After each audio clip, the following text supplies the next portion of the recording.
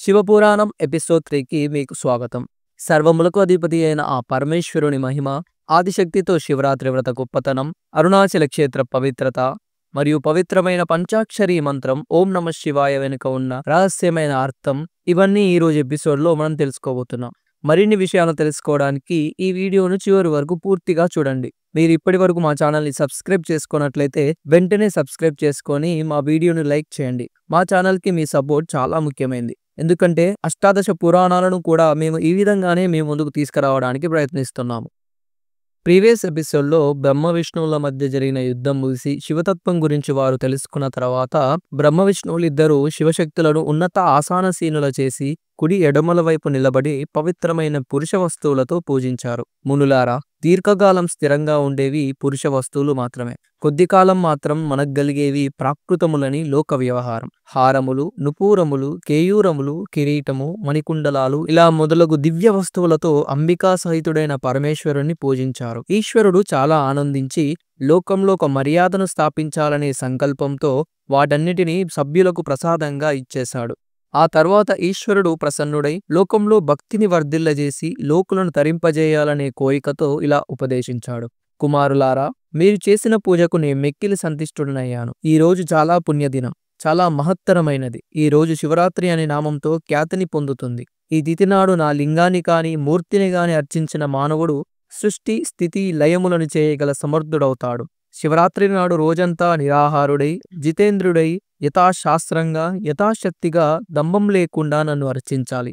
శివరాత్రి నాడు అర్చిస్తే సంవత్సర ఫలం వస్తుంది. పున్నామ రోజున సముద్రం పొంగినట్లు శివరాత్రి నాడు నా దయారసం వెల్లివిరుస్తుంది. కుమారులారా, నేను అర్ధానక్షత్రయుక్త మార్గశిర పున్నమి నాడు స్తంభాకారంగా ఆవిర్భవించిన కారణంగా ఆనాడు నన్ను దర్శించిన అర్చించిన వానికి మహాపుణ్యం లభిస్తుంది. నేను ఈ యుద్ధ స్థలంలో లింగాకారంగా ఆవిర్భవించాను కనుక ఇది లింగాస్థానము అనే పేరుతో ప్రసిద్ధి చెందుతుంది. ఆద్యాంతాలు లేని ఈ మహాలింగం లోకుల దర్శన పూజాధికాలకు అనుకూలంగా ఉండే నిమిత్తమైన అనుమాత్రంగా ఉంటుంది. ఈ లింగం మానవులకు అనేక భోగాలనిస్తుంది. దీనిని దర్శించి స్పృశించి ధ్యానించిన వారికి పునర్జన్మ ఉండదు. ఈ లింగం అగ్నిపర్వతం వలె ఆవిర్భవించిన కారణంగా ఇది అరుణాచలం అనే ప్రసిద్ధిని పొందుతుంది. ఇక్కడ గొప్ప తీర్థ నిర్మాణం జరుగుతుంది. క్షేత్ర రథోత్సవాది మంగళ కార్యాలు జరుగుతాయి. ఈ ప్రాంతమంతా నా భక్త కోటిచే నిండిపోతుంది. ఈ క్షేత్రంలో చేసిన దాన హోమ జప తపాది పుణ్య కార్యాలకు కోటి రెట్లు పుణ్యం వస్తుంది. నా క్షేత్రాలన్నిటిలోనూ ఇది మిక్కిలి మహత్తరమైనది, అత్యంత శోభమైనది, సర్వకళ్యాణ సంపూర్ణమైనది. ఇక్కడ అర్చనాధికాలను చేసిన వారికి సాలోక్య సామీప్య సాయుజ్యాది పంచకర్మల ఫలితములు అందరి మనోరథాలు సిద్ధిస్తాయి. భగవానుడైన శంకరుడు బ్రహ్మ విష్ణువులను ఈ విధంగా అనుగ్రహించి యుద్ధంలో హతులైన వారి సైన్యాన్ని తన అమృతధారా రూపమైన శక్తితో పునర్జీవితులను చేసి వారి మధ్య వైరాన్ని వారి అజ్ఞానాన్ని పరిహరించాలనే అనుకంపంతో తాను సర్వజ్ఞుడు సాక్షాత్తు వేదస్వరూపుడు కనుక వేదసారాన్ని ఇలా ఉపదేశించాడు. కుమారులారా, నాకు సకలము నిష్కలము అయిన రూపాలు రెండున్నాయి. మిగిలిన వారికి ఈ రెండు రూపాలు లేవు. నేను తప్ప మిగిలిన వారందరూ సాకారులే. అందువల్ల వారందరూ జీవులే. నేనొక్కడినే ఈశ్వరుడను. నేను ముందు స్తంభ రూపంలో నిరాకారంగాను తర్వాత సాక్షాత్ రూపంలో ఆవిర్భవించాను. పుత్రులారా, లోకాలన్నిటికీ ఆధారభూతుని నేనే కనుక ఈ పైన లోకంలో జరిగే గృహ ఆరామ క్షేత్రాదులన్నీ స్తంభాగ్రం ఆధారంగానే జరగాలి. స్తంభాలు లేకుండా మానవుడికి ఉనికి లేదు. నివాసయోగ్యమైన ఇల్లు అంటే అది శివక్షేత్రమని గుర్తించండి. అంతేకాదు, లోకంలో కొండలు వృక్షాలు లతలు ఇత్యాదులన్నీ స్తంభాకారంలో నిటారుగా ఊర్ధ్వముఖంగానే ఉంటాయి. అవన్నీ నా స్వరూపాలే అని తెలుసుకోండి. కేవలం అవి నా కేశములు మాత్రమే. అందుకే నాకు హరికేశుడనే నామం వర్ధిల్లుతుంది. బ్రహ్మభావం నిరాకారం, ఈశ్వరతత్వం సాకారం. కేవలం అజ్ఞానంచే మీరిలా ప్రవర్తించారు. ఆ కారణంగానే నేను ఈశ్వరుడను అనే గర్వం మీలో బయలుదేరింది. దాన్ని నిర్మూలించి మిమ్ములను కృతార్థులను చెయ్యటం కొరకే నేనిలా ఆవిర్భవించాను. నా అనుగ్రహం చేతనే ఈ లోకాలన్నీ ప్రకాశిస్తున్నాయి. ఓ బ్రహ్మ విష్ణువులారా, అంతటా వ్యాపించి ఉన్న కారణంగా నాకు బ్రహ్మము అని పేరు. నా విపుల క్రియాశక్తి చేతనే ఈ విశ్వం వ్యాపిస్తోంది. సర్వులలో ఏకరూపంగా చైతన్య రూపంగా వ్యాప్తి చెంది ఉన్నాను కనుక నాకు ఆత్మ అని పేరు. ఇతరులందరూ అనాత్మలు, జీవులు అనటంలో సందేహం లేదు. పంచకృత్య పరాయణుడను నేనే. నా యందు అవి స్థిరంగా ఉంటాయి. సర్వానికి ఆశ్రయభూతుని అయిన నాకు వేరే ఆశ్రయం అక్కరలేదు. అయినా లింగ ప్రతిష్ఠ జరిగిన చోట స్థిరంగా ఉంటాను. ఒక లింగం ప్రతిష్ఠ జరిపితే సారూప్యము, అదే వ్యక్తి రెండవ లింగాన్ని కూడా ప్రతిష్ఠి చేస్తే సాయుధ్యము లభిస్తాయి. సర్వత్రా లింగం ప్రధానంగాను మూర్తి అప్రధానంగాను ప్రతిష్ఠ జరపాలి. మూర్తి ఉన్న లింగం లేనట్లయితే అది క్షేత్రం కాదు. అప్పుడు బ్రహ్మ విష్ణువులిద్దరూ ఈశ్వరుని ఇలా ప్రశ్నించారు. సృష్టి మొదలుగా 5 జగత్కార్యాలను విపులంగా చెప్పండి అని అడగగా వారి యందు అనుగ్రహంతో శివుడిలా చెప్పసాగాడు. కుమారులారా, నా కృత్యముల యొక్క జ్ఞానం ఇంద్రియముల చేత అర్థం చేసుకోవడానికి అందనిది, దానికతీతమైనది. సంసార ప్రభావం సృష్టి, దాని ప్రతిష్ట స్థితి, సంహారం లయం, జీవుల మరణం తిరోభావం, మోక్షం అనుగ్రహం. ఈ 5 నా పంచకృత్యములు. ఇతరుల యందు ఈ కార్యారోపణ గోపురం మీది బొమ్మ గోపురాన్ని మాత్రమే మోస్తుంది అని అనుకోవటం వంటిది. సృష్టి మొదలుగా తిరోభావం వరకు ఈ 4 సంసారాన్ని విస్తరింపజేస్తాయి. 5వదైన మోక్షం నాయందు స్థిరంగా ఉంటుంది. పంచభూతాత్మకమైన ప్రకృతికి ఆధారభూమిగా నిలిచి చైతన్య స్వరూపుడనైన నేను ప్రకృతి ద్వారా నా కృత్యములను నెరవేరుస్తూ ఉంటాను. భూమి యందు సృష్టి, ఉదకములయందు స్థితి, అగ్నియందు లయము, వాయువునందు తిరోభావము, ఆకాశమునందు అనుగ్రహము అనే పంచకృత్యాలను నేను ప్రకృతి ద్వారా నెరవేరుస్తూ ఉంటాను. ఈ అనంత విశ్వంలో పంచభూతములు మినహా 6వ భూతం లేదు.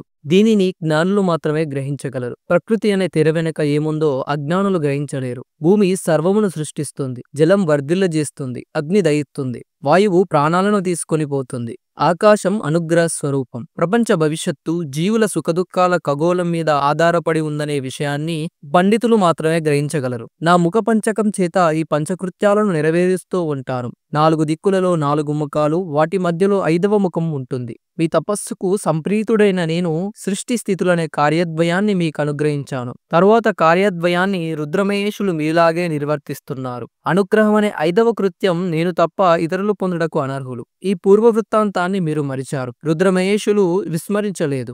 వారికి రూప, కార్య, వాహన, ఆసన ఆయుధాలతో నాతో సమానంగా సారూప్యాన్నిచ్చాను. నా ధ్యానాన్ని విడిచిపెట్టడం వల్ల మీకు ఈ అజ్ఞానం ప్రాప్తించింది. నా యథార్థ జ్ఞానాన్ని కలిగి ఉంటే మీరు కూడా సారూప్యాన్ని పొంది ఉండేవారు. జ్ఞానసిద్ధికై మీ అహంకార నిర్మూలనకై ఓంకార మంత్రాన్ని జపించండి. ఇది సర్వమంగళప్రదం. గతంలో ఉపదేశించాను. ఈ ఓంకారం ప్రప్రథమంగా నా ముఖం నుండి పుట్టింది. దాని లక్ష్యార్థం నేనే. అది నన్నే బోధిస్తుంది. ఈ ఓంకారం వాచకం, నేను వాచ్యుణ్ణి. అది నా స్వరూపం. దాని నిత్యస్మరణ నా స్మరణే అవుతుంది. ఈ మంత్రం ఉద్భవించిన విధానాన్ని చెప్తాను వినండి. ముందుగా ఉత్తర ముఖం నుండి అకారం, పశ్చిమ ముఖం నుండి ఉకారం, దక్షిణ ముఖం నుండి మకారం, తూర్పు ముఖం నుండి బిందువు, మధ్య ముఖం నుండి నాదం పుట్టి ఈ మంత్రం 5 విధాలుగా విస్తరించి తిరిగి ఏకీభూతమై ఓంకారం అనే ఏకాక్షర మంత్రమే నిలిచింది. నామరూపాత్మకమైన ఈ జగత్తును గూర్చిన సత్యాన్ని కుల అకుల మంత్రాలుగా వేదం చెప్పింది. అవి వేరువేరుగా ఉన్నాయి. కానీ ఈ ఓంకార మంత్రం శివశక్తి బోధకం. స్త్రీ పురుష శక్తులు 2 ఇందులోనే ఉన్నాయి. ఈ ఓంకారం నుండి అకారాది వరుస మరియు నకారాది వరుసలో పంచాక్షరి మంత్రం పుట్టింది. ఇది సగుణుడు సాకారుడు అయిన భగవంతుణ్ణి బోధిస్తుంది.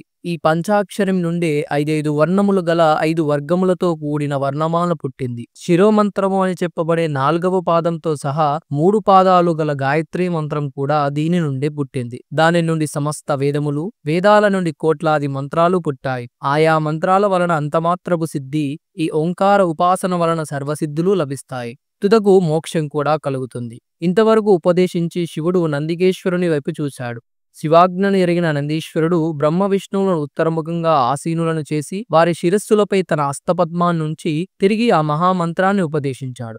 వారిద్దరూ ఆ మంత్రాన్ని 3 సార్లు ఉచ్చరించి యంత్ర తంత్రపూర్వకంగా గ్రహించి గురుదక్షిణగా ఆత్మసమర్పణ చేసుకున్నారు. అనంతరం చేతులు జోడించి జగద్గురు అయిన మహాదేవుణ్ణి ఇలా స్తుతించారు. శంకర, నిరాకారుడవైన నీకు నమస్కారం. తేజోరూపుడవైన నీకు నమస్కారం. సాకారుడవైన నీకు నమస్కారం. ఓంకార వాచ్యుడవైన నీకు నమస్కారం. ఓంకారం నీకు చిహ్నం. సృష్ట్యాది పంచకృత్యములు ఆచరించు 5 ముఖములు గల నీకు నమస్కారం. పంచకృత్యములను చేయు పంచబ్రహ్మ స్వరూపుడవైన నీకు నమస్కారం. ఆత్మరూపుడు, పరబ్రహ్మ స్వరూపుడు, అనంత కళ్యాణ గుణ శక్తియుతుడవైన నీకు నమస్కారం. సాకార నిరాకార రూపుడవైన నీకు నమస్కారం. ఈ విధంగా బ్రహ్మ విష్ణువులిద్దరూ మంత్రాలతో శంకరుణ్ణి స్తుతించారు.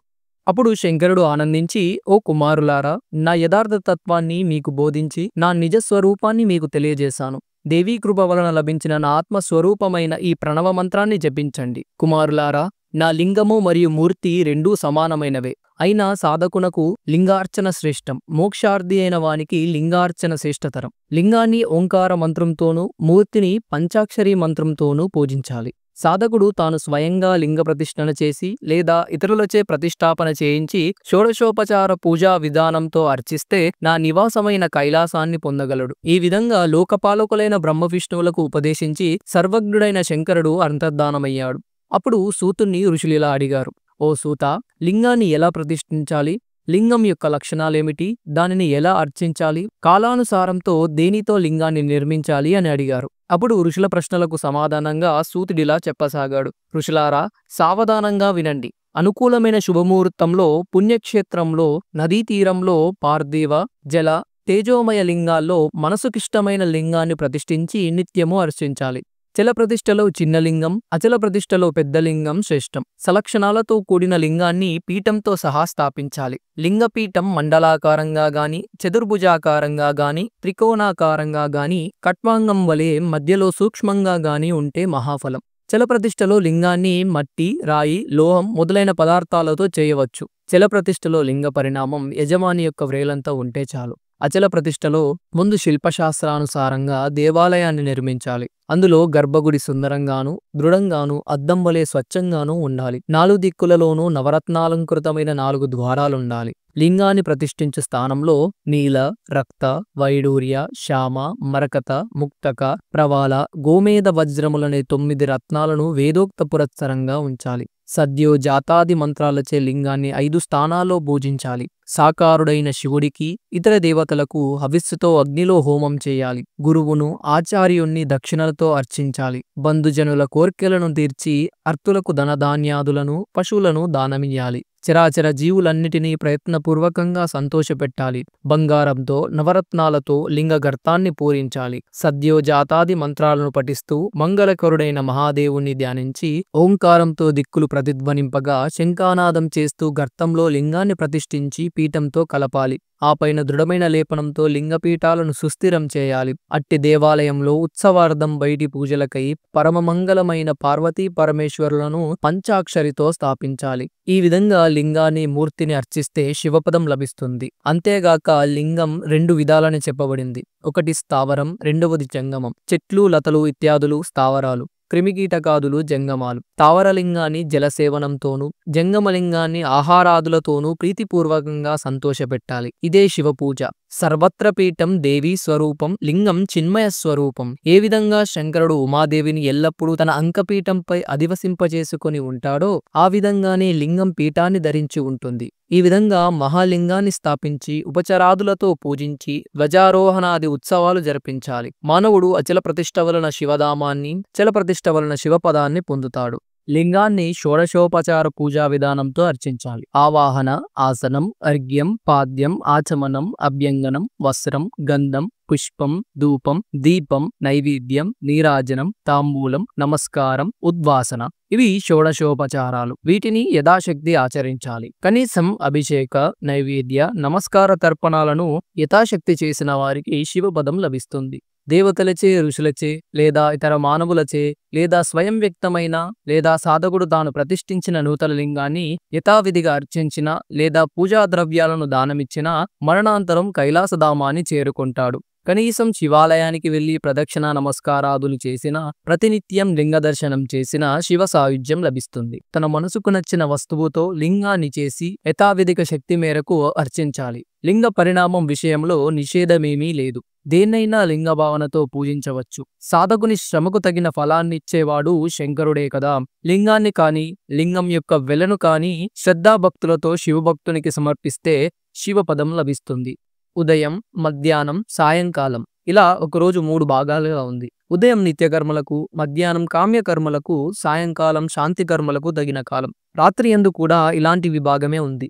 రాత్రి యొక్క మధ్య భాగానికి నిషీధమని పేరు. ఆ కాలంలో శివపూజ చేస్తే విశేష ఫలం కలుగుతుంది.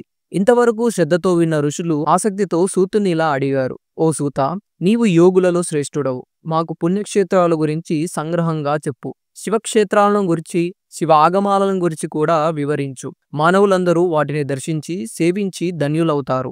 అప్పుడు సూతుడిలా చెప్పసాగాడు, ఓ మునులారా, దుర్గమ పర్వతారణ్యాలతో కూడిన ఈ విశాలమైన భూమి శివాజ్ఞచే ప్రాణులను ధరించి ఉంది. జగన్నాథుడైన పరమేశ్వరుడు లోకానుగ్రహం కోసం ఆయా స్థలాలలో పుణ్యక్షేత్రాలను కల్పించాడు. ఋషులు నివసించుట వలన కొన్ని, దేవతానుగ్రహం వలన కొన్ని, స్వయంభూ లింగావిర్భావం వలన కొన్ని లోకరక్షణార్థం క్షేత్రములయ్యాయి. పుణ్యక్షేత్రాలలో తీర్థస్నానం మహిమోపేతమైనది. క్షేత్రం అంటే భూమి మహిమ, తీర్థం అంటే జల మహిమ. ముందు తీర్థాలను గురించి చెప్తాను, వినండి. సరస్వతీ నది 60 ముఖాలు గలది. హిమవత్ పర్వతంలో పుట్టిన గంగా నది 100 ముఖములు గలది. దాని తీరంలో కాశీ ఇత్యాది పుణ్యక్షేత్రాలున్నాయి. సూర్యుడు మృగరాశిలో ఉండగా కాశీ నివాసం శ్రేష్టం. గురువు మృగరాశిలో ఉండగా శోణభద్రా నది శ్రేష్టం. దానికి 10 ముఖాలున్నాయి. నర్మదా నదికి 24 ముఖాలు, తమసా నదికి 12, రేవా నదికి 10, గోదావరి నదికి 21, కృష్ణవేణికి 18, తుంగభద్రకు 10, సువర్ణముఖి నదికి 9 ముఖాలున్నాయి. 27 ముఖాలు గల కావేరి నది సహ్యపర్వతం నుండి పుట్టింది. దాని తీరంలో పవిత్రమైన శైవ క్షేత్రాలెన్నో ఉన్నాయి.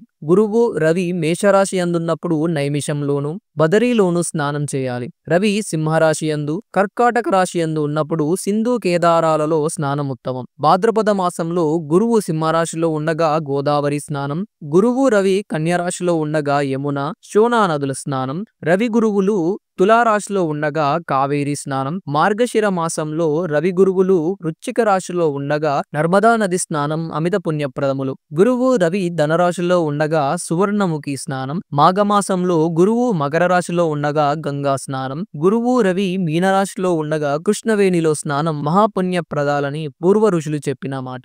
తామ్రపర్ణి, వేగావతి నదీ తీరాలలో స్వర్గఫలాన్నిచ్చే దివ్యక్షేత్రాలున్నాయి. మానవుడెల్లప్పుడూ సదాచారము, సాదృత్వము, సద్భావన కలిగి దయాళుడై ఉండాలి. పుణ్యక్షేత్రములయందు, తీర్థములయందు, నదీ సంగమ తీరములయందు, గిరి శిఖరములయందు, అరణ్యములయందు, వనములయందు పరమేశ్వర విలాసం తాండవమాడుతూ ఉంటుంది. అందుకనే అక్కడ చేసిన పుణ్యం వృద్ధి పొందుతుంది. పుణ్యం ఐశ్వర్యాన్నిస్తుంది. మనోవాక్కాయ కర్మలచే చేసిన పాపాన్ని హరిస్తుంది. అన్నిటికంటే మనస్సుతో చేసిన పాపం వజ్రలేపం వలె కల్పాంతం వరకు వెంటాడుతూనే ఉంటుంది. అది ధ్యానం వలన మాత్రమే నశిస్తుంది, మరో దారి లేదు. వాక్కుతో చేసిన పాపం జపం వల్ల, శరీరంతో చేసిన పాపం తపస్సు వల్ల, ధనంతో చేసిన పాపం దానం వల్ల నశిస్తుంది. ఈ ప్రాయశ్చిత్త కృత్యాలన్నీ తీవ్రమైన పశ్చాత్తాపంతో చేయాలి. పశ్చాత్తాపం వల్ల సగం పాపం, తిరిగి ఆ పాపకృత్యాన్ని ఎప్పుడూ చేయనందువల్ల మిగతా పాపం నశిస్తుందని జ్ఞానదృష్టి గల ఋషులు చెప్పిన మాట. పుణ్యపాపాలు రెండిటికి బీజాంశము, వృద్ధ్యాంశము, భోగాంశము అని 3 భాగాలుంటాయి. బీజాంశం జ్ఞానం చేత, వృద్ధ్యాంశం పైన చెప్పిన విధంగాను, భోగాంశం అనుభవించడం వల్లను నశిస్తుంది. పుణ్యక్షేత్ర దర్శనం వల్ల, తీర్థ స్నానం వల్ల, దేవతారాధన వల్ల, మహాత్ముల దర్శన స్నేవనాదుల వల్ల పాపం యొక్క బీజాంశం, వృద్ధ్యాంశం నశిస్తాయి. భోగాంశం మాత్రం అనుభవించడం వల్ల మాత్రమే నశిస్తుంది. కావున సుఖాన్ని కోరే మానవుడు పాపాలను చేయరాదు. ఈ ఎపిసోడ్ ఇంతటితో ముగుస్తుంది. మనం శివరాత్రి వ్రతం, పంచాక్షరి మహిమాన్వితం, అరుణాచల క్షేత్రం, లింగ ప్రతిష్ఠ మరియు తీర్థక్షేత్రాల విశిష్టత గురించి తెలుసుకున్నాం. నెక్స్ట్ ఎపిసోడ్లో మనం శివపురాణం యొక్క ఆధ్యాత్మికతను మరింత లోతుగా అర్థం చేసుకోవడానికి సదాచారం, శౌచం మరియు ధర్మానుష్ఠానం గురించి తెలుసుకోబోతున్నాం. 3 యజ్ఞాలు, 7 వారాలు, దాన పరంపర, పూజా విధానం, దాని ఫలితాలు, మరిన్ని ఇటువంటి ఆసక్తికరమైన విషయాలను తెలుసుకోవడానికి మా నెక్స్ట్ ఎపిసోడ్ని మిస్ అవ్వకుండా చూడండి. మా ఛానల్లో ఫ్యూచర్లో వచ్చే ప్రతి వీడియోని మిస్ అవ్వకుండా ఉండడానికి ఛానల్ని సబ్స్క్రైబ్ చేసుకోవడం మాత్రం మర్చిపోవద్దు. Thank you friends.